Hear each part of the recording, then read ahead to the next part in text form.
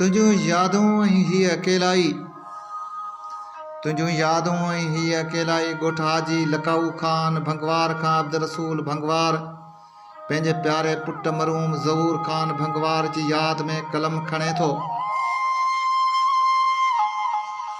अॼु पुण अखिड़ियुनि सजण पंहिंजा सारिया, अॼु पुण अखिड़ियुनि सजण पंहिंजा सारिया। ॻोढ़नि जूं गलनि तां बूंदूं बस न कनि, संदी सिक पिरिन लोक ॾिठे न लहे। हा दोस्तो, कॾहिं कॾहिं हिन ज़िंदगी जे सफ़र में असांखां अहिड़ा प्यारा बि मोकिलाए ऐं विछड़ी वेंदा आहिनि जंहिंखे दिलि हरगिज़ मञण लाइ तयारु न हूंदी आहे। पर छा कजे अणमुदाइते मौत खे, जंहिं असांखां ज़हूर ख़ान जहिड़ो गुलाब जो गुल जुदा कयो। 21 अगस्त 2022 ईस्वी जे अभागी साल, महीने ऐं तारीख़ खे कहिड़ी मयार ॾिजे।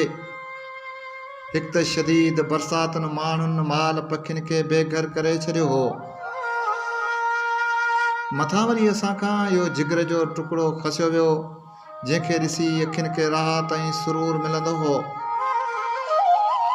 बक़ौल कंहिं शाइर जे त बिछड़ा इस अदा से कि रुत ही बदल गई, एक शख्स सारे शहर को वीरान कर गया। भाउ मोहम्मद ख़ान 20 अगस्त जे ॾींहुं शाम प्यारे पुट ज़हूर ख़ान खे बुखार थी पियो त मुंहिंजो नंढो भाउ नज़र अली भंगवार ऐं भाणेजो नियाज़ अली भंगवार खेसि इलाज लाइ कंदकोट वठी विया पे त रस्ते में राणा स्टाफ वटि प्यारे ज़हूर ख़ान जी तबीयत अचानक वधीक ख़राब थी वई। तेज़ बुखार सबबु हू बेहोश थी वियो। पोइ त भाउ नज़र अली ऐं नियाज़ अली खे परेशानियुनि वकोड़े विधो हो। ख़ैर हो आख़िरकार नंढड़े खे डॉक्टर उबैदुल्ला वटि खणी पहुता, जिथे संसे इलाज थियो ऐं नंढड़े खे होश आयो ऐं होश ईंदे ई साह खे सुकून मिलियो ऐं उमेद जागी पई। नंढड़े अखियूं खोलींदे ई हुन मुंहिंजी पुछा कई त बाबा साईं किथे आहे। भाउ खेसि तसली ॾींदे चयो त बसि हलूं था तुंहिंजे बाबा वटि। बस ख़ैर हू राति जो वापसि घर पहुता त नंढड़े ज़हूर ख़ान मूंखे प्यार मां भाकुर पाता ऐं चयो त बाबा मूंखे अकेलो छॾे केॾांहुं वहीं हलियो। हा, मूं चयो त प्यारा पुट मूंखे तुंहिंजो इंतज़ारु हो। पोइ त मुंहिंजे रूह खे राहत मिली या ख़बर कान हुई त ज़हूर ख़ान जो उहो आख़िरी भाकुर आहे। पोइ हू राति मूंसां गॾु सुकून सां सुतो। सुबुह उथंदे ई चांहि सां गॾु केक घुरियईं त संसि वॾो भाउ इमरान ख़ान दुकान तां केक वठी आयो। हा, पोइ त अधु केक मस खाधईं त खेसि ओचितो दौरो पियो ऐं हू बेहोश थी वियो।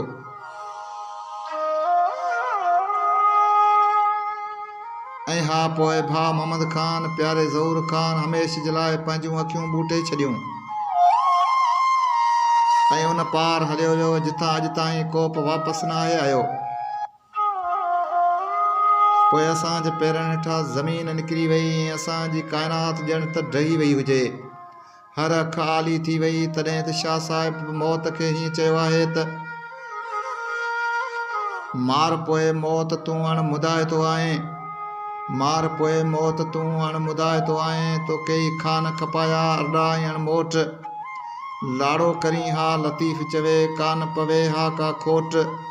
तो घाया उहे घोट जिन मुद न हुई मरण जी।